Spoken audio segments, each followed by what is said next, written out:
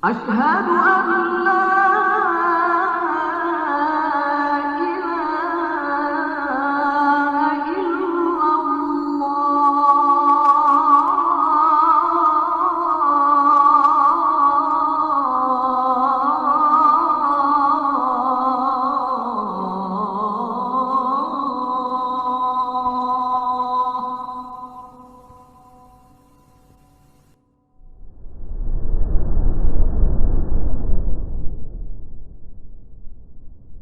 الله وبركاته. إن الحمد لله نحمده ونستعينه ونستغفره ونعوذ بالله من شرور أنفسنا وسيئات أعمالنا. من يهده الله فلا مضل له ومن يضلل فلا هادي له. أشهد أن لا إله إلا الله وحده لا شريك له وأشهد أن محمدا عبده ورسوله لا نبي بعده.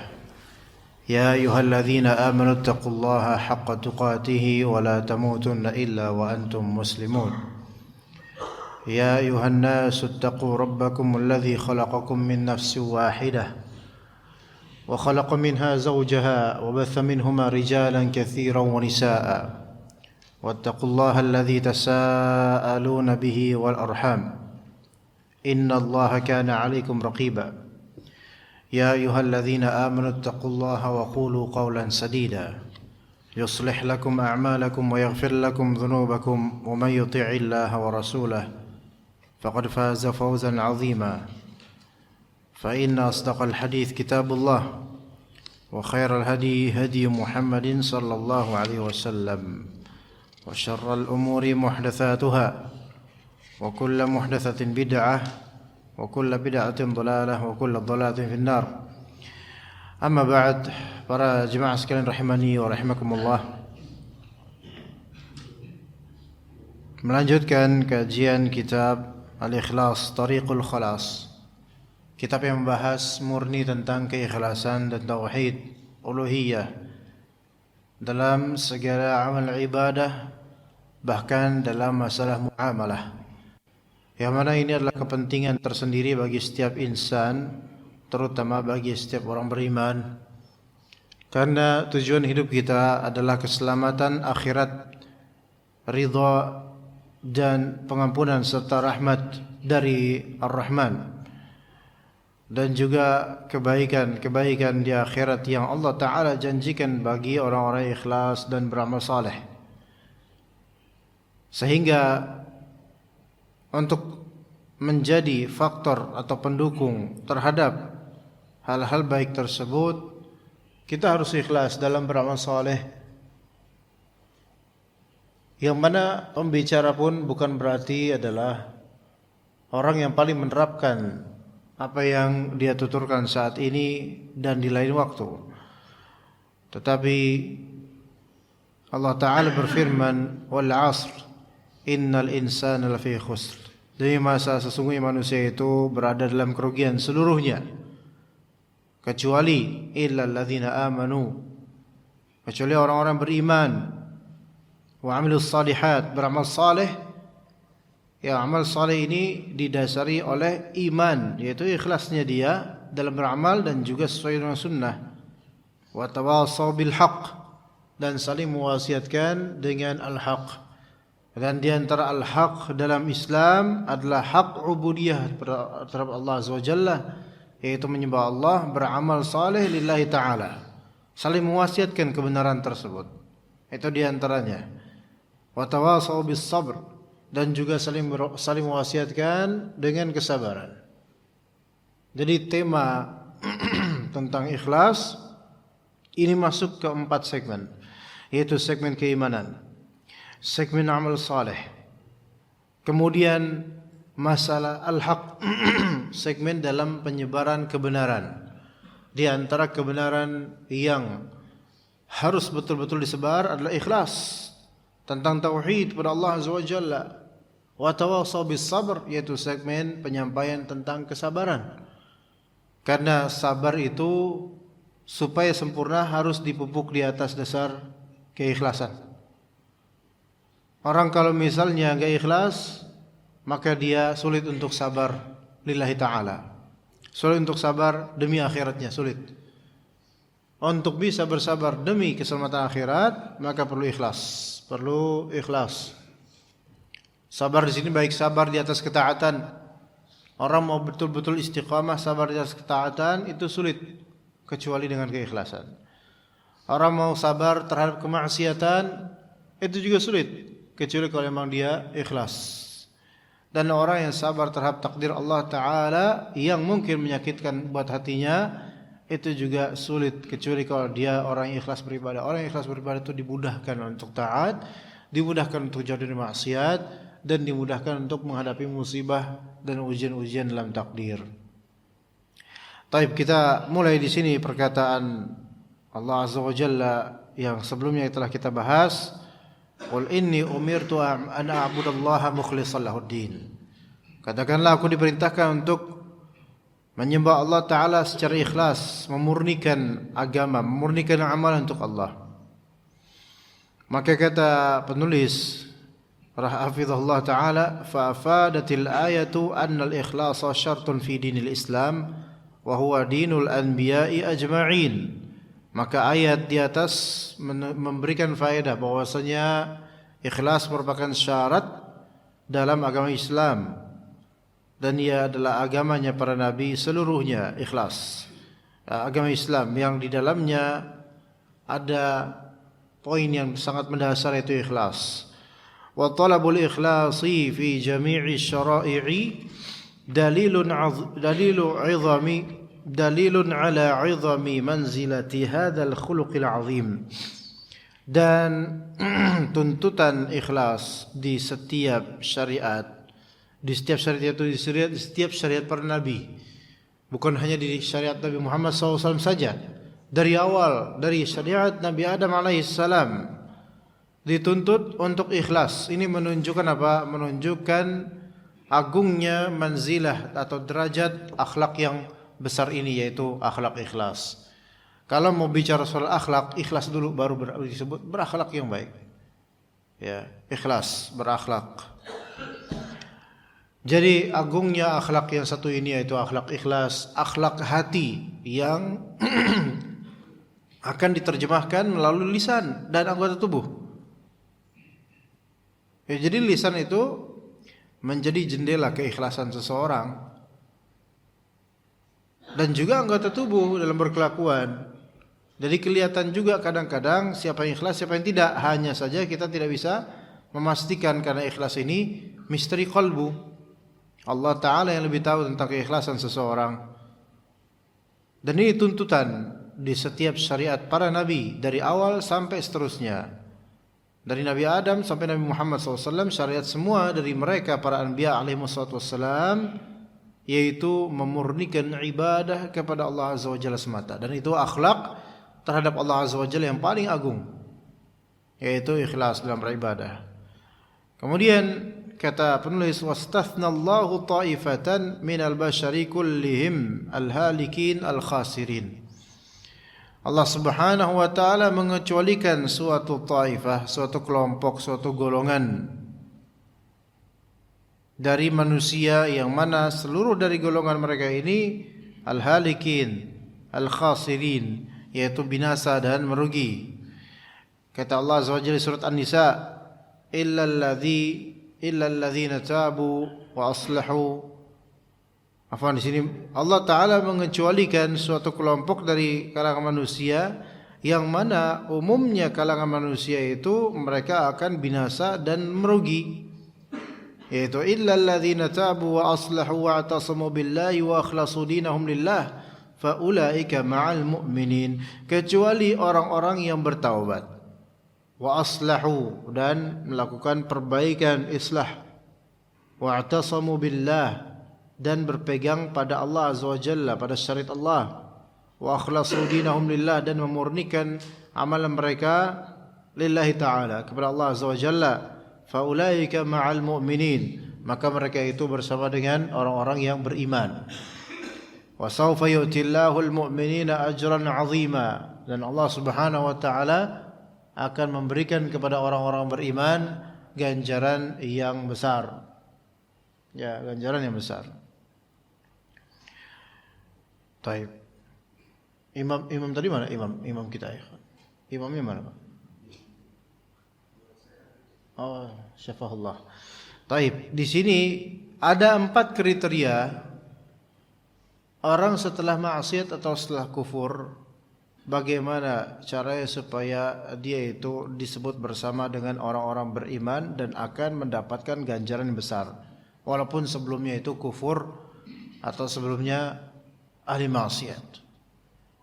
Ya, jadi orang yang kufur, ahli maksiat itu terancam binasa dan merugi.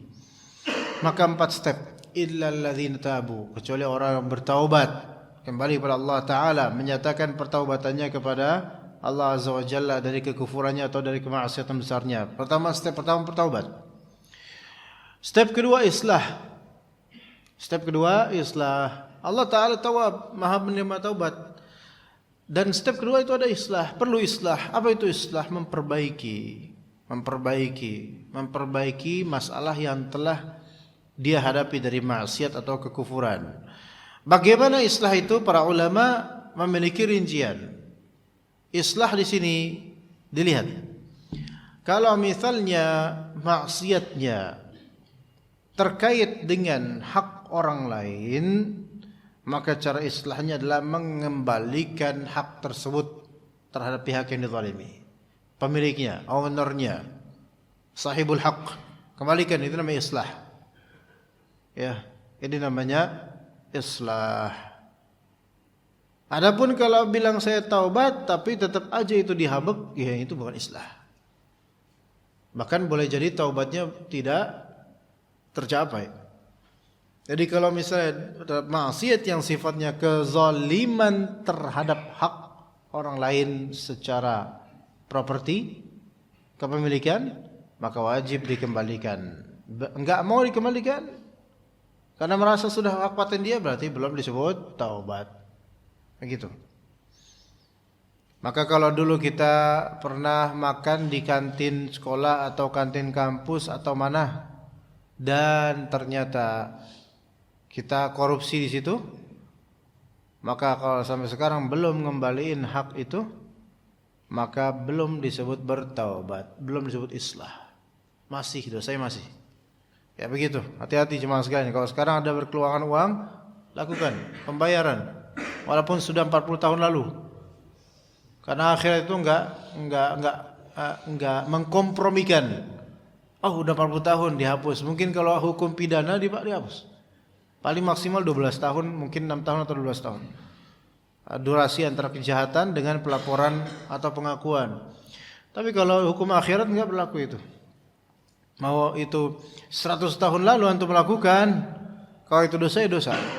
Sampai taubat dan islah. Ini islah terhadap harta atau barang yang telah kita ambil atau rampas atau korupsi. Baik dengan cara pencurian atau korupsi makan di warteg misalnya, padahal tahu segitu tapi dia bayar lebih rendah dan ngakunya lebih sedikit. Maka ini semua korupsi dan akan dihisab di hari akhir nanti. Maka taubat, islah. Dan kemudian islah yang model kedua yaitu tentang kehormatan orang lain. Tentang kehormatan orang lain. Baik dengan cara ghibah atau namimah atau lainnya. Maka ini ada rincian. Jika kehormatan orang lain tersebut jika pihak yang dizalimi ini tahu dighibahi, maka wajib minta maaf kepadanya dan memutihkan namanya di majlis ghibahnya. Ya. Kalau misal pihak yang dighibahi tahu dighibahi, maka wajib minta maaf padanya dan memutihkan kembali namanya di majlis ghibahnya. Dan majlis ghibah itu bisa offline, bisa online. Bisa offline, bisa online. Oke? Putihkan nama tersebut. Kalau memang orang itu tahu kita telah menghibahinya. Adapun kalau orang itu enggak tahu kita telah menghibahinya, maka tidak wajib untuk minta maaf padanya. Bahkan kalau memang minta maaf malah itu justru membuatnya marah dan murka, bermudarat lebih, maka jangan minta maaf padanya, tetapi putihkan namanya di majlis ghibahnya. Ini untuk ghibah yang tidak diperbolehkan. Adapun untuk ghibah yang diperbolehkan, maka ini tidak perlu minta maaf dan tidak perlu pemutihan. Karena memang orang ini berhak untuk diribahi. Misal ghibah yang diperbolehkan yaitu mujrim atau orang yang berbuat jahat atau berakhlak buruk dan dia terang-terangan dalam melakukannya. Sengaja menyebarkannya, sengaja terang-terangan melakukannya, maka ini tidak ada ghibah buat dia, melainkan lanjut aja ngomongin yaitu untuk kesalahan fatalnya itu atau keburukannya yang dizahirkan. Ya. Atau mungkin dia memiliki karakter atau orang ini memiliki keburukan yang sifatnya merugikan secara muamalah dan berpotensi untuk menyebar atau berpotensi untuk menjadi banyak korbannya, terutama korbannya secara masif, seperti misal kalau misalnya hutang tidak pernah bayar, maka ini tidak ada ghibah adanya, melainkan boleh kita beritakan tentang kejelekan enggak bayar hutangnya dia. Dan ini tidak perlu taubat, tidak perlu islah minta maaf, tidak perlu pemutihan nama, sampai dia sendirilah yang memang bertaubat dari keburukannya itu. Ya, karena ini berpotensi apa? Merugikan orang lain. Taib. Adapun untuk maksiat, tadi kan untuk maksiat berkaitan dengan manusia, baik hak manusia properti atau berkaitan dengan hak kehormatan manusia. Maka tadi cara islahnya sudah kita sebutkan. Adapun maksiat yang berkaitan dengan Allah, maka cara islahnya adalah dia mengamalkan yaitu watbi'is sayyi'atal hasanata tamhuha, dan turutkanlah setelah keburukan amalan baik, yaitu islahnya adalah dia beramal baik setelah taubat. Itu islah kepada Allah azza wa jalla, islah kepada Allah azza wa jalla. Ya, mengganti amal buruknya dengan amal baik. Allahumma kfini bihalalika an haramik. Gitu misalnya dia doa, ya Allah cukupkanlah saya dengan yang halal darimu tanpa yang haram darimu. Mungkin sebelumnya dia melakukan yang haram, kemudian dia taubat dan minta sama Allah, ya Allah cukupkan saya dengan yang halal saja, bukan dengan yang haram. Maka Allah Ta'ala akan membantunya untuk mengislah amalnya. Ya, begitu. Jadi islah itu juga dalam beberapa kategori. Islah ada dua macam, yaitu islahul amal dan yang kedua islahul mal. Islahul amal itu yang pertama, dan yang kedua islahul mal. Apa artinya islahul amal? Memperbaiki amalan. Adapun yang kedua islahul mal, memperbaiki kepemilikan. Kita kan ada dua, hablum minallah amal, hablum minnas mal. Ya, maka hati-hati dalam masalah harta. Nah, Ibnu Abi Dunya punya kitab namanya Islahul Mal, memperbaiki properti, memperbaiki owning atau kepemilikan. Itu juga harus diislah. Bahkan walaupun selama ini track hidupnya normal-normal aja, saya enggak pernah berbuat curang, tetap wajib zakat fitr. Itu islahul mal. Yang punya usaha dan mencapai nisab dan juga haulnya, wajib untuk melakukan zakat al-mal atau zakat tijarah, zakat perdagangan. Ini semua islahul mal. Bahkan kerja dengan baik sesuai dengan SOP dan di tempat yang halal pekerjaannya, itu juga termasuk bagian dari islahul mal. Bahkan masalah minjem dengan izin, itu juga termasuk islahul mal. Jadi memperbaiki harta itu luas cakupannya. Ya, dan itu kaitannya nanti dengan akhirat, hisab dari Allah Azza wa Jalla. Nah, jadi islah ini penting sekali. Ya, kecuali orang taubat dan memperbaiki. Wa'tasamu billah, kemudian setelah memperbaiki, kadang orang pengen memperbaiki dirinya, amalnya, hartanya, kadang dia bingung harus mulai dari mana, harus ngapain. Maka wa'tasamu billah, yaitu pegang teguhlah agama Allah, berarti tuntutlah ilmu supaya tahu dia harus ngapain, gitu loh. Tanya ke ustaz kalau di sini mah. Maksudnya kalau di Indonesia, Tanya ke Ustaz, apa yang harus saya lakukan Ustaz? Saya sudah bertaubat, saya sudah mengembalikan yang saya zalimi kepada yang saya zalimi, dan ya saya pengen menjadi orang baik gitu. Gimana caranya? I'tisam, berpegang teguh pada agama Allah dengan syariatnya. Lakukanlah amal saleh. Nah, kemudian berikhlaslah dalam beramal. Ikhlas dalam beramal itu orang-orang yang bersama orang beriman. Wa sawfa yutillahul mu'minina ajran 'azima. Allah Ta'ala akan memberikan kepada orang-orang mukminin ganjaran yang besar. Fa haula'i alladziina akhlasu dinahum lillah. Dan mereka orang-orang yang mengikhlaskan amalan mereka untuk Allah, faqasadu wajhallahi bi a'malihim adh-dhahirati wal batinah. Kemudian menunjukkan pada wajah Allah dengan amalan-amalan mereka baik yang zahir maupun batin, wasalimu minar riya wan nifaq, dan mereka itu selamat dari riya dan kemunafikan. Riya dan kemunafikan itu dekat sekali, sepupuan. Ya, riya dengan kemunafikan itu seperti sepupuan. Ya, merupakan bagian dari keluarga juga, hanya saja kadang terpisah karena berbeda. Ya, orang yang munafik itu rata-rata ya riya, tapi tidak semua yang melakukan riya berarti langsung serta-merta jadi munafik. Tapi munafik ini karakternya itu riya. Hanya saja orang yang sekali-kali riya tidak langsung dicap munafik. Ya. Kata Allah Azza wa Jalla, yura'una an-nas wa la yadhkuruna Allah illa qalila. Orang munafik itu mereka suka riya kepada orang-orang dan mereka tidak berzikir kecuali sedikit. Ini munafik.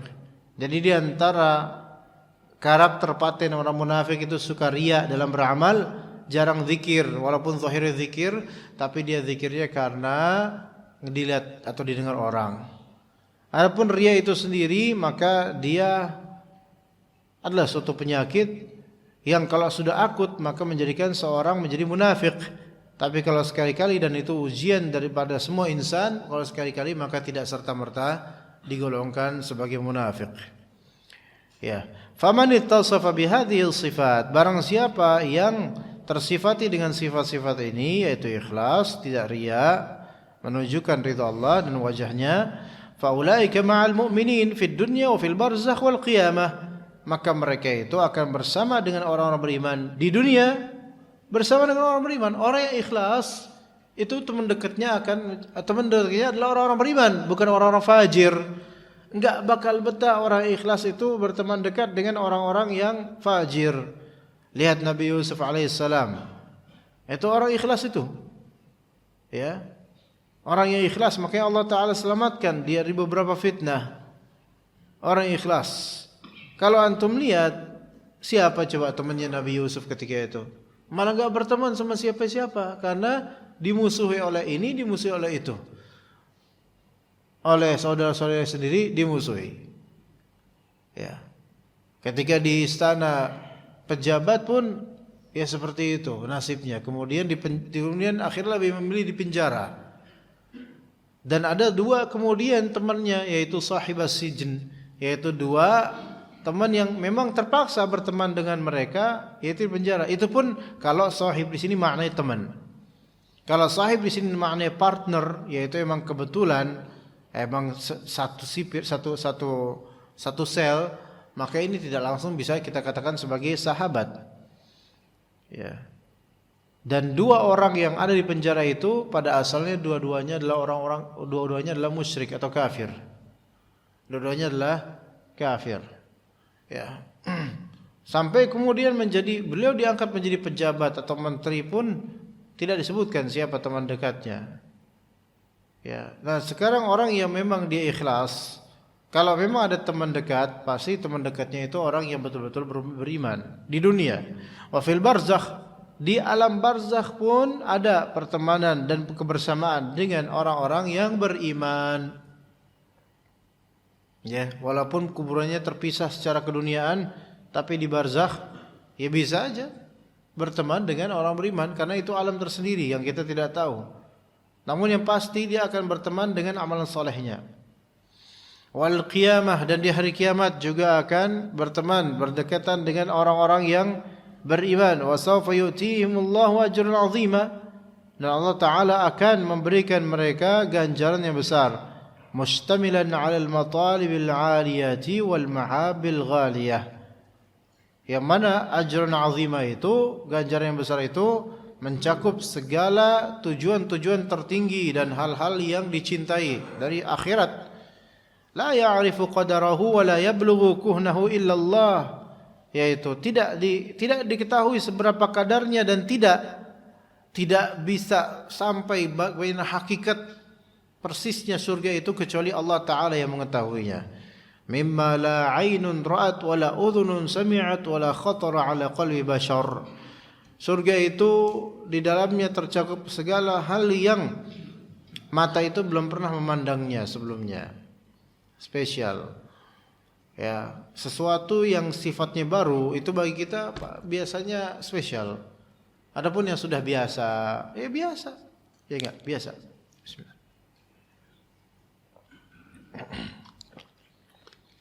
Udah pernah ngelihat sebelumnya atau udah umum, biasa. Ya. Nah, wala udhunun sami'at, tidak pula telinga pernah mendengar yang seperti ini, kabar tentang hal ini. Kalau udah biasa dengar, biasa. Biasa. Ya. Wala khatara ala qalbi basharin, dan surga itu hakikat persisnya itu tidak pernah terlintas di kalbu siapapun dari kita. Memang kita pernah dengar tentang surga dan beberapa sifatnya disebutkan oleh Allah dan Rasulnya. Tetapi apakah betul-betul yang kita pikirkan persis dengan apa yang di surga? Oh, kita tuh hanya membayangkan raudhah, yaitu taman duniawi. Yang mana indahnya itu yang enggak sama dengan bagaimana di surga. Nanti ketika misalnya seorang hamba melihat bagaimana di surga itu, saya belum pernah melihat yang seindah ini. Ya, begitu. An Abi Darda radhiyallahu anhu qala, dari Abu Darda radhiyallahu anhu beliau berkata, qala Rasulullah SAW, Rasulullah SAW bersabda, ad-dunya mal'unatun mal'unun ma fiha illa mabtagha bihi wajh Allah illa mabtughiya bihi wajhullah. Dunia ini terlaknat. Dunia ini terlaknat. Ingat ya, di sini terlaknat apa? Dunia, bukan bumi ya. Dunia ini terlaknat. Berarti yang terlaknat ini alamnya, yang terlaknat ini adalah kehidupannya. Bukan serta-merta materinya. Bedakan antara dunia dengan bumi. Bedakan antara dunia dengan bumi. Ya, bedakan itu. Dunia itu adalah sifat kehidupan. Ya kita, kehidupan dunia ini gitu loh. Kalau bumi, yaitu zat materi yang kita bertempat padanya. Yaitu bedakan. Ya. Misalnya kerakusan akan harta, ini kerakusan akan dunia. Apakah harta itu bumi? Bukan. Bumi itu earth. Earth itu dari bahasa Arab, ard. Ya, dari ard, jadi earth. Mungkin orang barat enggak bisa ngomong ard, ya. Jadi earth baik, earth aja lah, ya. Adapun kalau dunia world. Nah, world. WORLD. World. Beda dengan earth. Earth itu materi bumi, world itu kehidupan dunia. Makanya bola World Cup. Yaitu piala dunia, bukan piala bumi. Kalau piala Earth Cup, nah gitu kan. Ini World Cup. Disingkat jadi WC. Nah, itu. Karena dunia itu mal'unah, dilaknat. Apa arti dilaknat? Yaitu enggak dapat keberkahan kehidupan dunia itu, paling rendah, tercela, mal'unun ma fiha, tercela apa-apa yang di dunia itu, kecuali illa mabtughiya bihi wajhullah, kecuali apa yang dengannya dicari wajah Allah azza wa jalla. Nah, ini baru apa? Tidak dilaknat, malah diberkahi dan diberi ganjaran. Qala Ibnul Qayyim rahimahullah, berkata Ibnu Qayyim dalam kitab Ad-Da' wa Ad-Dawa, Fahadha huwa alladhi fihi al-barakatu khassatan. Inilah dia yang di dalamnya ada keberkahan secara khusus. Memang bumi itu berkah, bumi itu banyak keberkahan. Misalnya di Indonesia ini Gemah Ripah Loh Jirawi. Berkah itu loh, itu berkah, enggak terlaknat. Tapi terlaknatnya di kehidupan manusia duniawi, kehidupan duniawi manusia yang sudah diberikan bumi untuk mereka, tapi mereka tidak berzikir kepada Allah, tidak mencari ridha Allah, tidak ikhlas dalam beramal, maka terlaknat.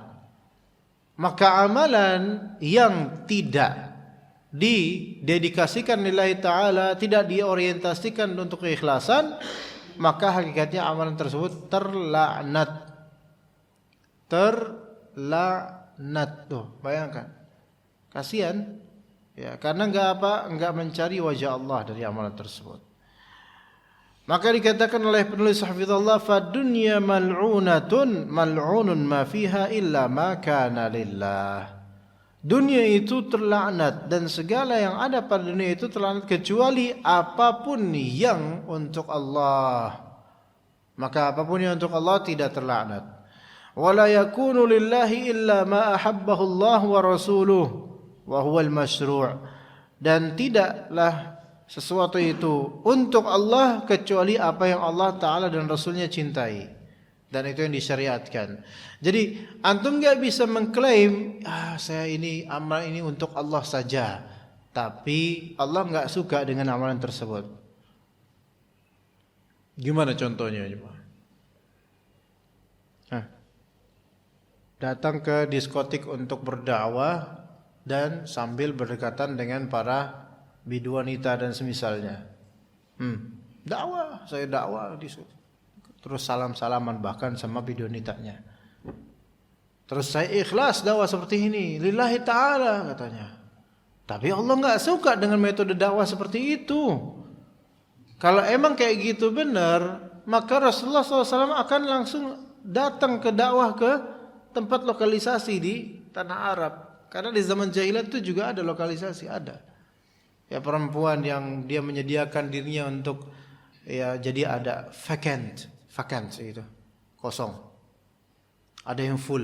Nah, itu di zaman jahiliyah ada beberapa perempuan yang melacur dengan cara seperti itu. Di depan rumahnya, di pintu rumahnya ditulis.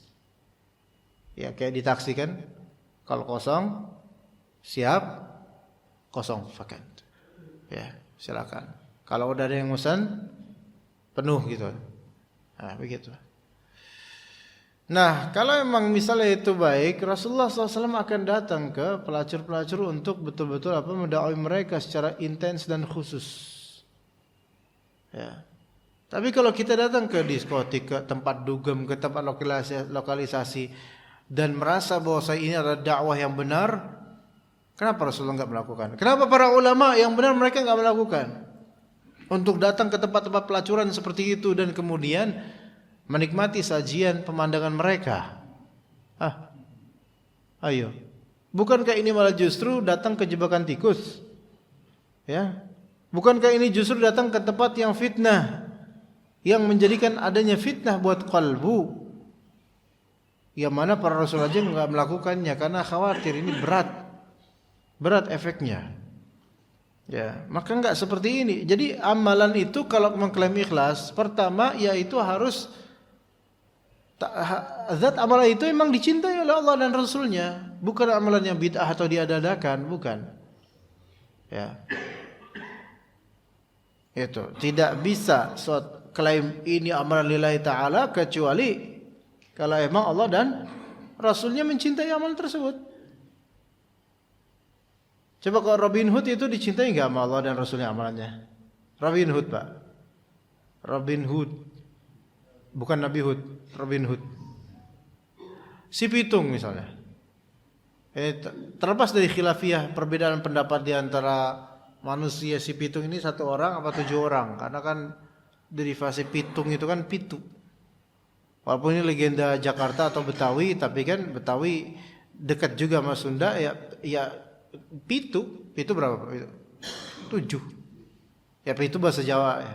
Pitu. Si Pitung jadinya kalau di Betawi. Itu Pitung.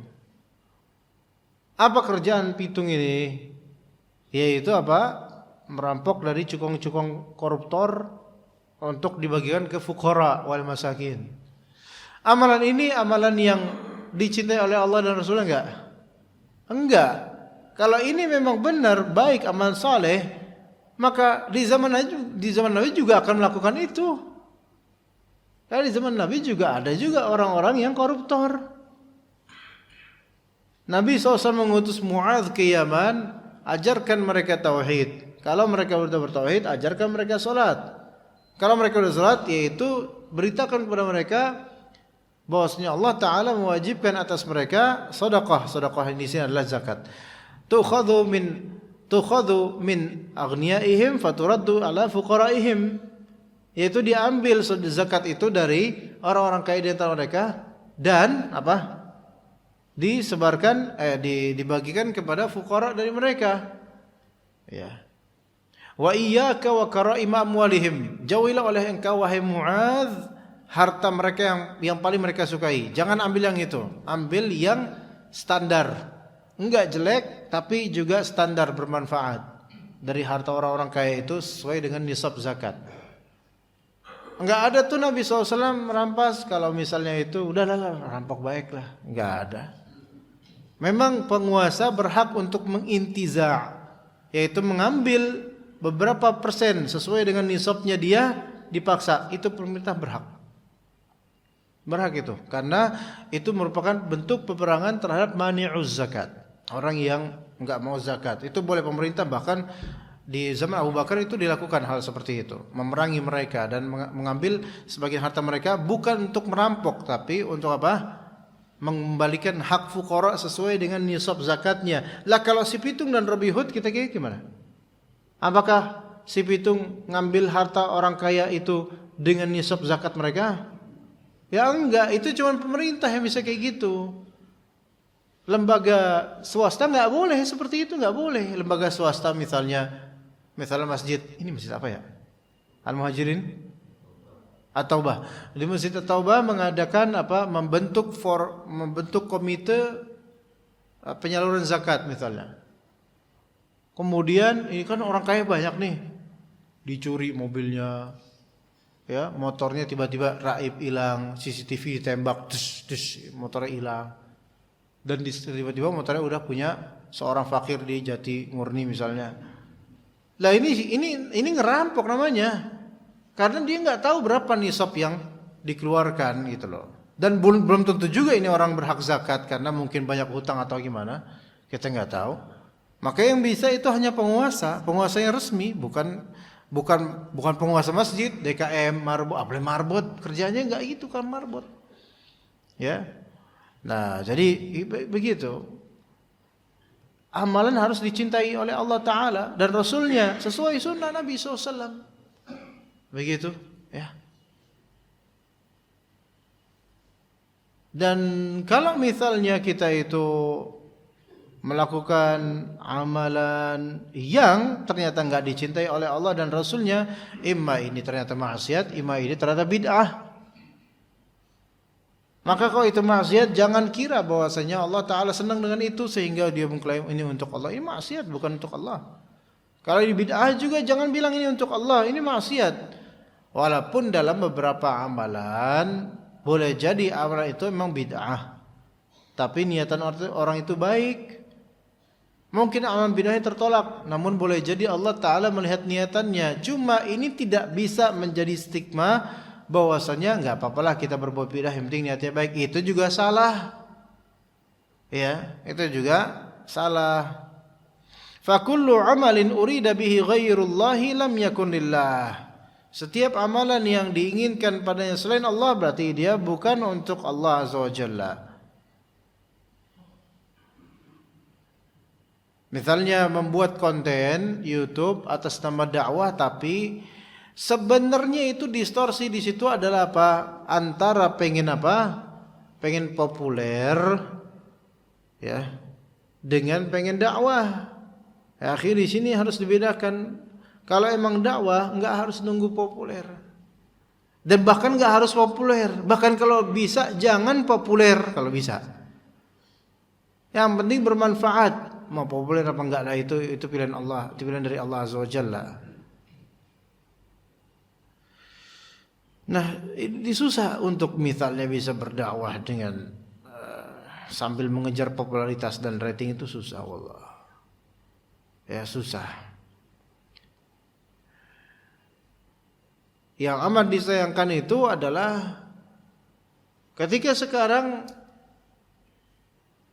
orang yang ngerti agama itu mulai kehilangan jam belajar. Gitu. Suatu muskilah dan problematika. Orang yang dia lulusan kampus beragama, punya ilmu agama, mulai kehilangan jam belajar. Karena apa? Kebanyakan isi kajian, satu. Kebanyakan mikirin dagang, atau dua. Beda-beda orang. Dan kebanyakan umroh. Nah, kebanyakan umroh yang mungkin kita berjejak Ustaz tiap hari bukan. Tiap bulan bolak-balik umroh. Hebat ya Ustaz. Ustaz bilang, aduh hebat bagi antum. Bagi ana udah kehilangan jam belajar, udah nggak ada buku yang ana buka kecuali buku paspor.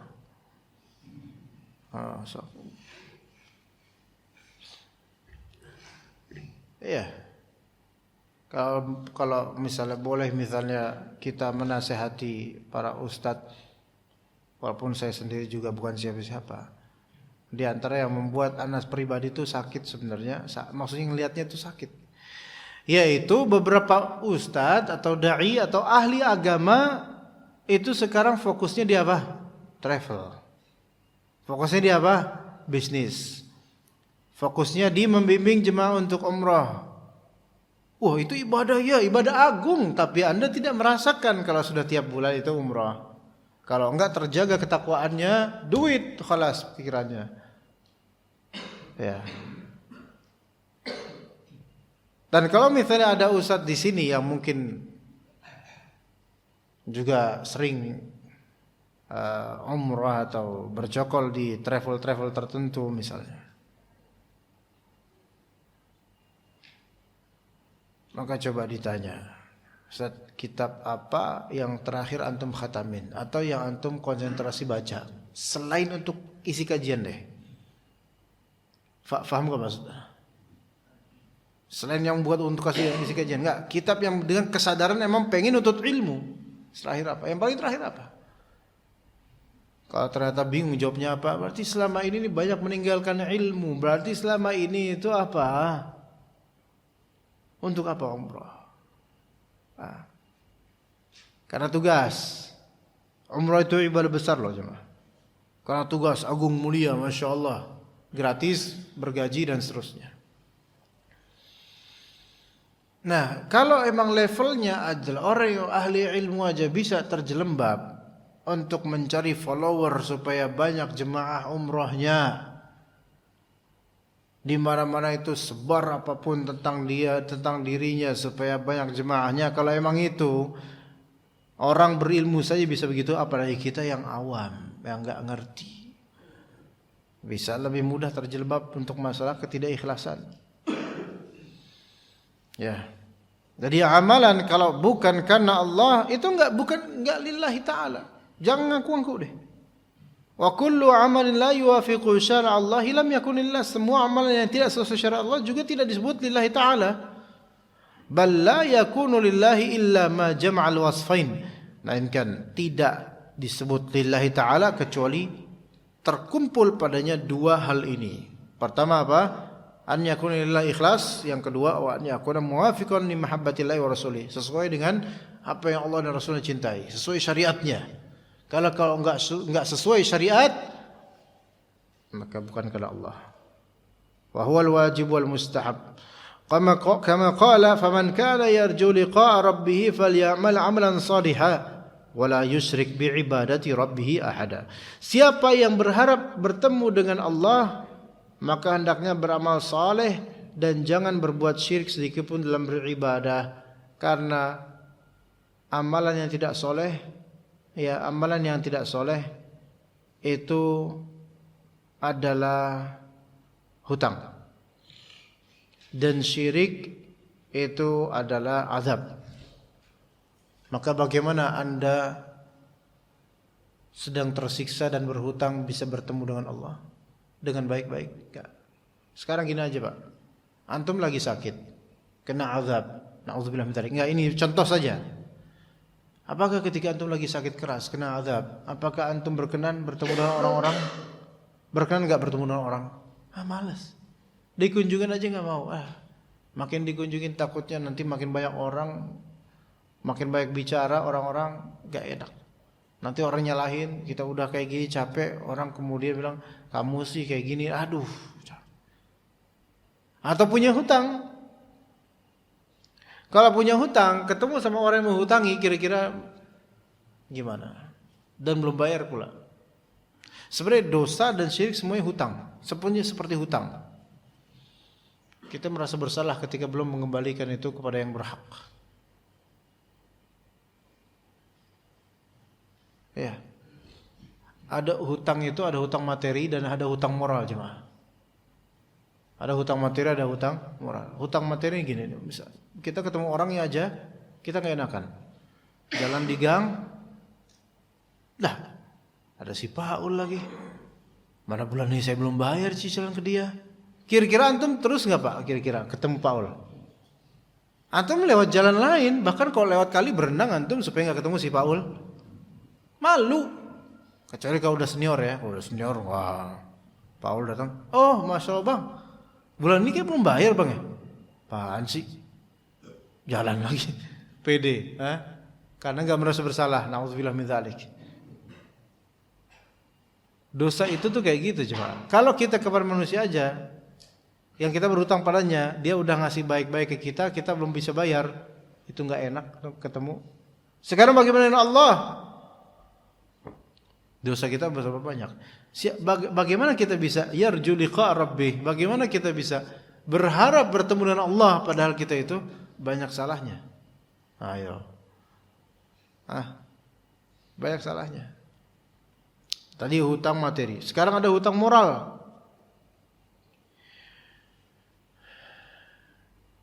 Misalnya dulu waktu kita sekolah, kita lewat lorong sekolah ini, lorong hall atau lorong di bagian sekolah kita, ada bu guru ini gitu, atau pak guru ini. Kita mau lewat situ langsung belok. Kenapa? Sungkan sama beliau. Pasti itu karena apa? Ada hutang moral, ada hutang budi di sini. Antum berhutang, kita berhutang pada guru ini, jadi nggak enak, sungkan. Gitu juga dengan ustadz. Kadang beberapa ikhwan itu melengos. Sengaja ustadz. Melengos gitu ngeliat kayak malu sama ustadznya, padahal ustadznya pengen salaman malah nggak jadi jadinya. Kenapa ya dia? Bisa jadi karena ada hutang moral. Bisa jadi karena ada hutang moral berupa apa? Ghibah sebelumnya. Kita ketika suka ngeribahin orang, maka kita nggak mau ngelihat dia. Nggak ketemu dia tuh nggak enak hati kita, mesti kita. Coba aja Pak ghibahin. Pasti ketemu ya. Gibahin teman antum misalnya. Pas ketemu gak enak, sorot mata antum tuh gak enak ke dia, karena antum merasa ada salah sama dia. Ini padahal orang itu gak tahu loh, gak tahu antum gibahin dia, gak tahu. Tapi hati antum yang masih beriman ini gak enak gitu loh. Ana ada salah sama dia, jadi gak enak. Kita kalau ada salah sama orang, ketemu salaman sih salaman, tapi gak enak. Kitanya gak enak karena ada hutang kita yang belum terbayarkan dengan minta maaf atau memutihkan namanya. Ya, begitu. Makanya ahli ghibah itu nggak enakan, kemana-mana nggak enakan dia. Karena banyak merasa bersalah, banyak hutang yang akan dibayar di hari kiamat kalau misalnya dia nggak benar treatmentnya. Na'udzubillah min dzalik. Ya. Sekarang bagaimana kalau hutang kita sebenarnya bukan disebut hutang juga ya, tapi kurangnya hak Allah Ta'ala yang kita tunaikan kurang sekali, belum kalla lamma yaqdi ma amarah. Betul-betul manusia itu belum menuntaskan apa yang Allah Ta'ala perintahkan. Gimana kira-kira kita ketemu Allah? Kalau ketemu manusia aja kadang-kadang kita ngelipir gitu, padahal hutangnya cuma berapa? 20.000. Tapi dia itu waktu itu ngasih saya 20.000, ngutangin saya pas saya lagi betul-betul lagi kesusahan. Tapi sekarang saya itu belum bisa bayar, malu. Ketemu pun langsung kita berapologi. Maaf ya waktu itu, ini sampai sekarang belum bisa nih bayar. Mesti gitu. Bagaimana dengan Allah Ta'ala? Apakah kita akan dengan pedenya, saya itu berharap bertemu Allah gitu? Ya kita boleh, ya bagus kita berharap begitu, tapi coba ngaca. Bagaimana kamu bisa berharap bertemu dengan zat yang telah memberikan segalanya, tapi kamu belum memberikan apapun? Dan gak bakal bisa memberikan apapun kok. Gak bermanfaat pemberianmu untuk Allah Azza wa Jalla. Coba dipikirkan begitu, jemaah sekalian rahimakumullah. Jadi al-amal as-salih huwa al-khali min ar-riya wal al-muqayyad bis sunnah. Amalan salih itu adalah amalan yang lepas atau kosong dari riya dan terikat dengan sunnah, yaitu sesuai dengan sunnah Nabi sallallahu alaihi wasallam. Taib, jika ada soal mungkin atau pertanyaan bisa tanya. Tafadhal Pak, silakan Pak. Waalaikumsalam warahmatullahi wabarakatuh. Iya, Pak. Mohon dijelaskan perbedaan atau persamaannya dengan iblis laknatullah. Iblis. Ya, terima kasih. Jazakallahu khair. Taib, jazakallahu khair. Wa iyyakum jazakallahu khair. Dunia ini kata Nabi SAW mal'un. Dan iblis juga mal'un, terlaknat. Pertama, apa arti terlaknat? Terlaknat yaitu jauh dari rahmat, jauh dari kasih sayang Allah, jauh dari taufik dari Allah Azza wa Jalla. Maka dunia ini kalau jadi orientasi kita, maka akan jauh dari Allah dan jauh dari petunjuk Allah. Sebagaimana iblis. Apakah iblis itu dunia? Bukan, iblis itu makhluk seperti kita. Hanya saja iblis itu menggiring manusia ke lembah dunia. Iblis itu makhluk sama kayak kita. Kita manusia, dia jin. Dan dia memiliki specialty, kekhususan dalam beberapa hal. Seperti usianya panjang, beda kayak kita. Dan beberapa hal. Dan di antara specialty dia, yaitu masuk neraka nanti. Nah itu spesialnya dia tuh. Panjang usia tapi ke neraka. Gak enak Pak, beneran gak enak. Padahal apa? Dia tuh panjang usia karena dia dendam, karena dia dengki. Lihat, orang dengki dan dendam bisa panjang banget itu usianya, dan juga panjang dendamnya dan gak habis-habis. Terlaknat itu terlaknat. Lihat laknat Allah terhadap iblis yang membuat dia gak bisa move on dari dengkinya. Iya Pak ya? Maka kedengkian manusia tentang dunia orang lain, dengkinya dia itu menunjukkan terlaknatnya dia sebenarnya. Karena apa? Menjamak dua laknat. Pertama, laknat dunia. Itu. Kedua, laknat kesamaan karakter dengan iblis. Begitu. Itu dari segi persamaannya, Pak. Adapun dunia dan iblis ya dua hal yang berbeda. Dunia itu kehidupannya. Apakah iblis sekarang di kehidupan dunia? Iya, iblis sekarang di kehidupan dunia. Jadi dunia itu kehidupannya. Kehidupan manusia dan jin sekarang itu kehidupan dunia. Ya. Nah, adapun kalau kehidupan dunia ini yang pada asalnya terlaknat tidak kita islah perbaiki dengan zikir dan lillahi ta'ala, maka tetap dalam keadaan terlaknat. Maka semua orang-orang kafir bagaimanapun kondisi mereka terlaknat karena mereka enggak ada ingin ke akhirat.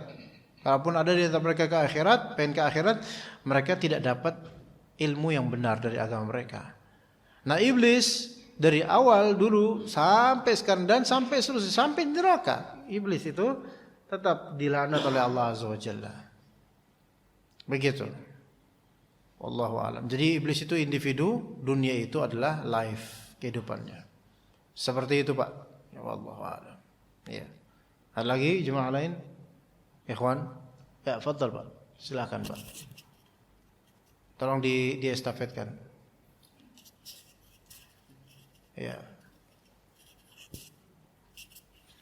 Ya. Tolong.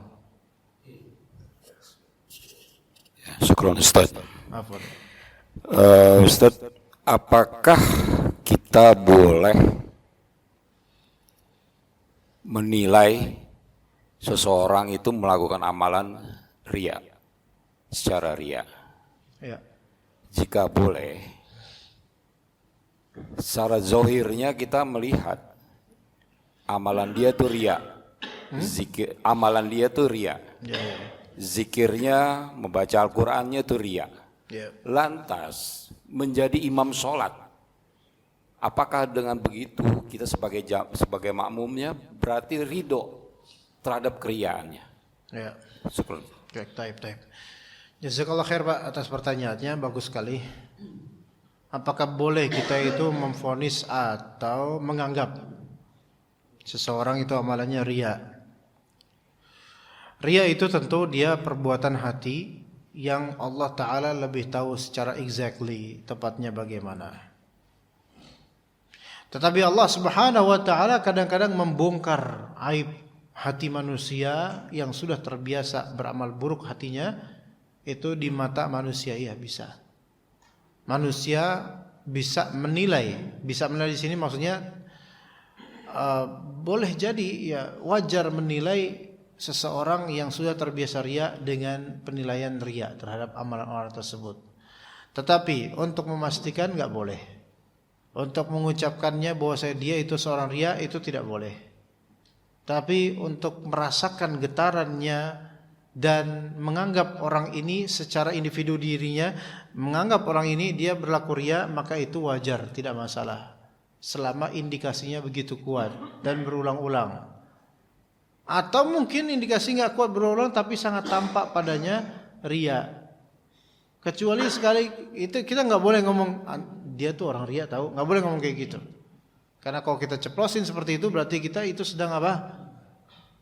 Iya, pertama ghibah, kedua kita seperti membuka hatinya dan membongkarnya. Kita nggak bisa tahu. Jadi udah disimpan aja di hati gitu kan. Nggak usah disebarkan ke orang-orang. Dalam artian nggak usah kita omongin orang bahwa dia tuh riya, nggak boleh ngomong kayak gitu. Ya. Tapi kalau misalnya kita bilang ke orang dia jangan sama dia deh, dia orang kayak kurang ini.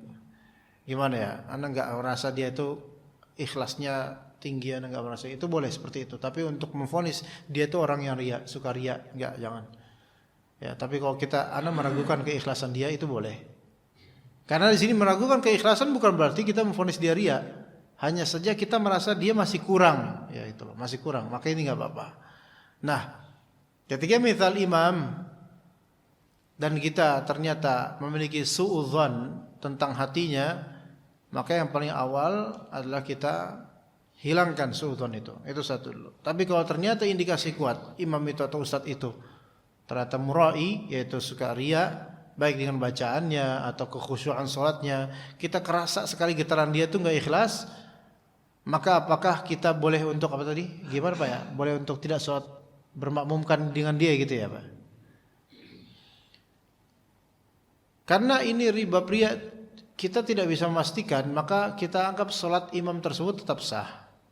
Kalau misalnya Bapak tidak tenang sholat di belakang beliau, maka carilah imam lain yang membuat Bapak lebih khusyuk.